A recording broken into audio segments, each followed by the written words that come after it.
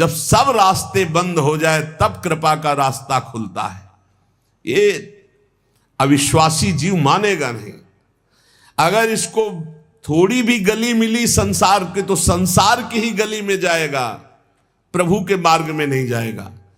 और जब प्रभु के मार्ग में चलोगे तो संसार की कोई विपत्ति या कोई संपत्ति आपको घसीट ले जाएगी। बहुत विचित्र माया का खेल है, बहुत विचित्र माया का खेल। ये बड़े कृपालु भगवान है, बड़े कृपालु है। उनकी कृपा जब बाद में आपको समझ में आएगी तो आपको आनंद आ जाएगा।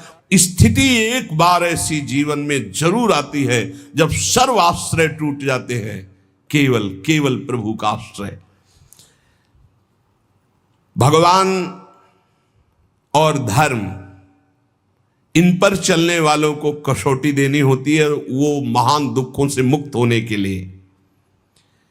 असंभव को भी संभव करने वाले तुम्हारे स्वामी तुम्हारे सामने जो अपमान और दुख भेज रहे हैं, इसका रहस्य है, इसमें छुपा हुआ रहस्य। इसलिए कड़ुआ बोल रहा है तुम्हारे सामने। क्यों बोल रहा है? क्योंकि भगवान उससे बुलवा रहे हैं। तो क्यों सुनवा रहे हैं? क्योंकि तुम्हारे अंदर इस कड़वी दवा की जरूरत है। प्यारे, प्रार्थना मान लो, विरोध मत करना, गाली पलट कर मत देना, बहुत जल्दी आपका हृदय निर्मल हो जाएगा। किसी की संसार में शक्ति है कि तुम जिसके सेवक हो तुम्हें कोई गाली दे सके, तुम्हारी तरफ कोई आंख उठा सके। अगर वो आंख उठा रहा है तो मेरे स्वामी ने उसको बोला है कि जाओ इसे आंख दिखाओ, इसको गाली दो। क्यों? क्योंकि कोई है अंदर ऐसा जहरीला फोड़ा, उसका ऑपरेशन हो रहा है, दवा दे रहे भगवान। विश्वास कर लीजिए, भगवान की कृपा से तुम्हारे अंदर ऐसी स्थिति उत्पन्न होगी जो क्षम होगी, जो सारी सफलताओं को लांग कर परमानंद में डूब जाओगे। इसलिए उपासक केवल भगवान को देखे।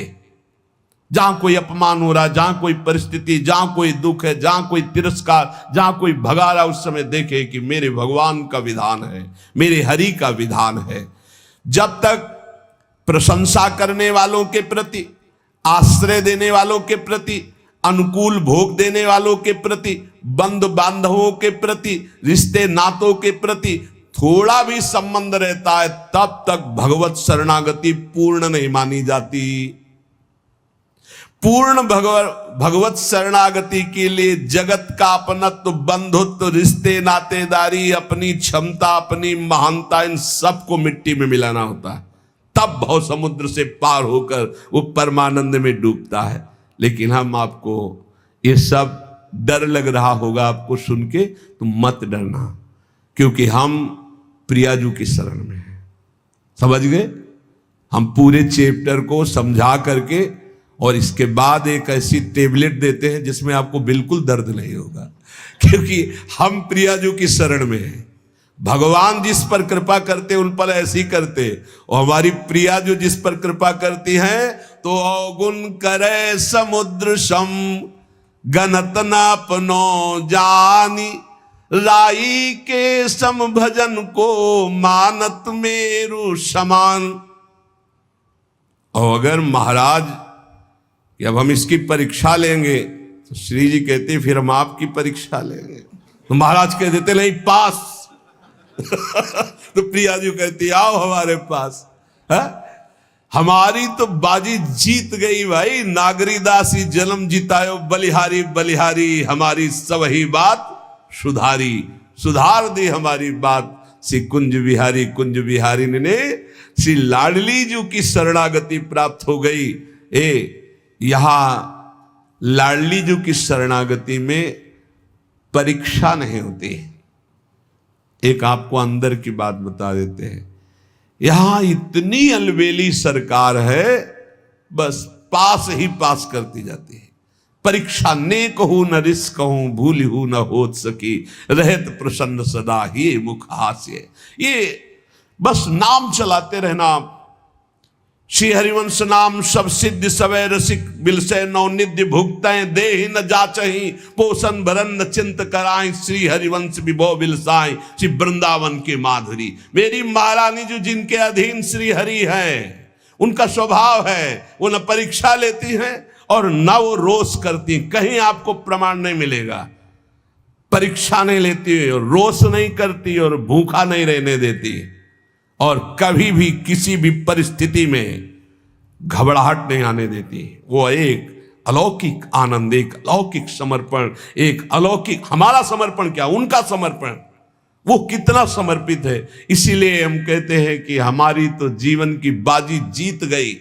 नहीं, महाराज ऐसी ऐसी जिस पर मैं प्रसन्न होता हूं उसका सर्व, ये समझना बहुत कठिन है भाई, बहुत कठिन है।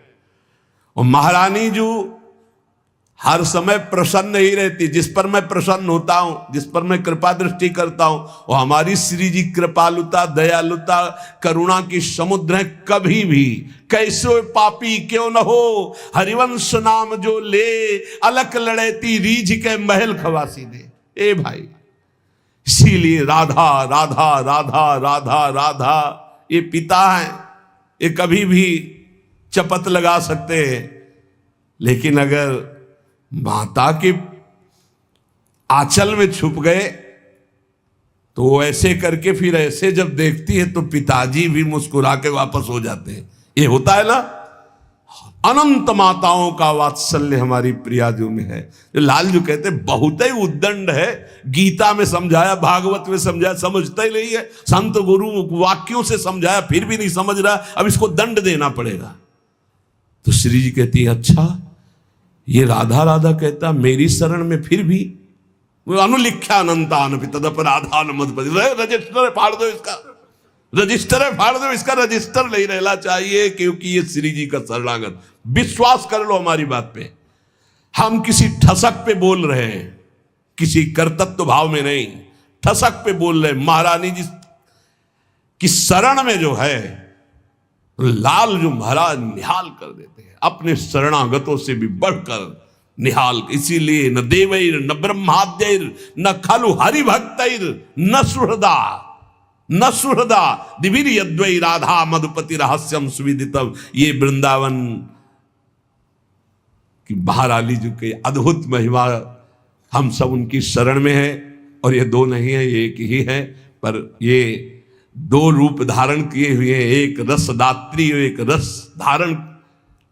लालजू महाराज रसपान करने वाले, रस धारण करने वाले, और रसदात्री श्री प्रिया जो एक ही तत्व दो रूप। तो महान करुणा समुद्र श्री लाडली जो महाराज है। किसी ने कहा कि राधा राधा तो ब्रज में सफल हो सकता है, बाहर इतनी आधुनिकता है कि राधा नाम में प्रीति होना संभव है। यदि आप ब्रज से संबंधित नहीं हो तो राधा नाम सुनने को ही नहीं मिलेगा, राधा नाम का परिचय नहीं मिलेगा। और अगर परिचय मिल गया तो जहां भी हो आप, आपका संबंध हो चुका है राधा नाम से, आप खुद देख लेना इसका प्रभाव राधा नाम का। निरंतर राधा नाम रटने का अभ्यास करो, श्री जी की शरण में रहो, महाराज की हिम्मत ने की परीक्षा ले सके। श्री राधा वल्लभ लाल की।